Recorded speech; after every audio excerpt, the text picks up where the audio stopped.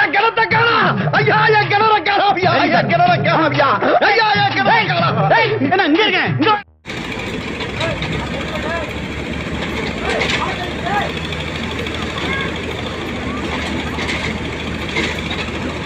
Action. எப்படி இருந்தனா இப்படி ஆயிட்டேன். ஹே காய்ஸ், போன வீடியோவில் வந்து பார்த்தீங்கன்னா வச்சுக்கோங்களேன், ஒரு ரொம்ப நாளைக்கு முன்னாடி கிராமத்தில் வந்து எப்படி கிணறு வெட்டுறாங்கன்னு சொல்லிட்டு ஒரு வீடியோ போட்டிருந்தேன். நிறைய ஷார்ட்ஸ்லாம் போட்டிருந்தேன், அதுக்கப்புறம் நிறைய வீடியோலாம் போட்டிருந்தேன். அந்த வீடியோ என்ன பாருங்கள் எப்படி வெட்டினாங்கன்னு சொல்லிட்டு தெரியும்.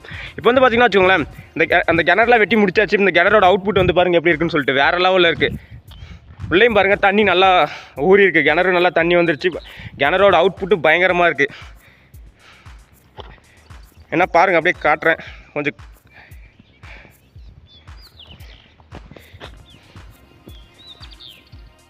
சரி இப்ப என்ன பண்ணலாம்? அப்படி கேளுங்க.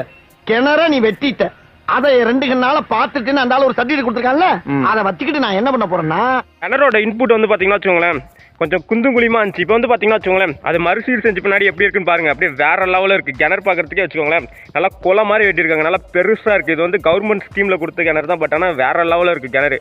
அப்படி பயங்கரமாக செதுக்கியிருக்காங்க பாருங்களேன். ஒரு சிற்பி கையில் ஒரு சிற்பத்தை கொடுத்தா எப்படி செதுக்குவாங்களோ அந்த மாதிரி செதுக்கியிருக்காங்க. செம்மையாக இருக்குது கிணறு பார்க்குறதுக்கு.